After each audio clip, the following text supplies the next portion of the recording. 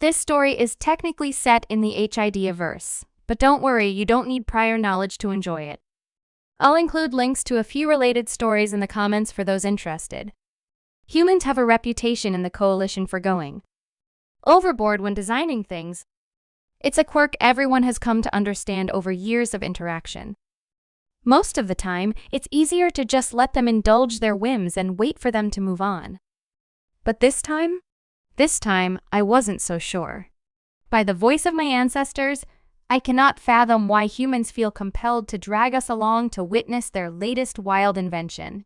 It's as if their creations don't truly exist until the Coalition sees them. And so, once again, we were ferried aboard one of their smaller frigates, which, of course, was still colossal by our standards, and transported to the middle of interstellar space. No exaggeration, literally the middle of nowhere. When we emerged from the flip, we found ourselves in an arena spanning hundreds of kilometers. Towering gantries surrounded us, bristling with absurdly bright lights that cast shadows sharp enough to draw blood.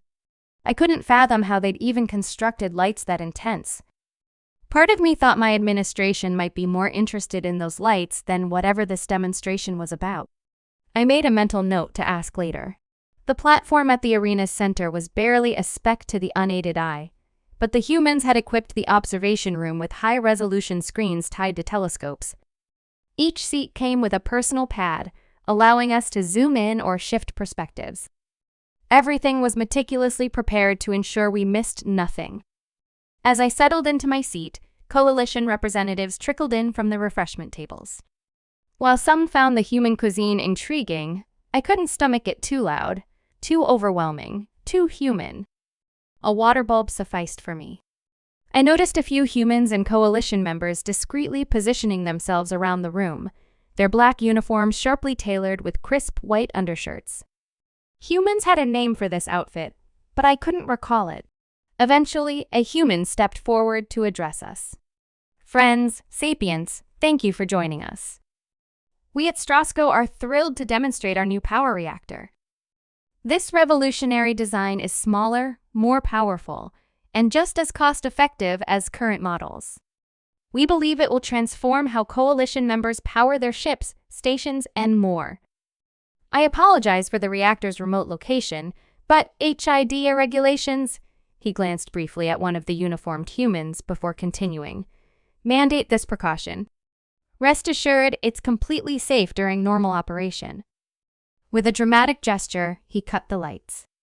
Everything went dark: screens, environmental systems, even gravity. My water bulb floated gently before the lights and power abruptly returned. The human presenter grinned. Ladies and gentlemen, every system on this frigate, including the arena's lights, sensors, beacons, and sentries, is now powered by a single prototype reactor. A stunned silence swept the room before murmurs of disbelief erupted. If they were telling the truth, and humans rarely lied about such things, the reactor's power output was titanic, far surpassing a dozen standard Coalition reactors. Coalition members began scribbling notes and murmuring into their comms. I tried to magnify the reactor on my pad, only to find the feed disabled. "Pardon me," I spoke up. "The magnified view has been disabled. May we have a closer look?" The presenter's eyes darted to one of the suited humans before he responded. Technical difficulties, I'm afraid. Our teams are working on it." His deflection felt wrong. I stood and stretched my feathers. "Is there a physical viewport? Inari have excellent vision. I'd like to see the reactor with my own eyes." He stammered through a weak explanation about human ships avoiding windows due to structural vulnerabilities, but his words trailed off as the lights began to flare painfully bright. Environmental systems surged, blasting us with air. Alarmed, the presenter excused himself and bolted. I followed,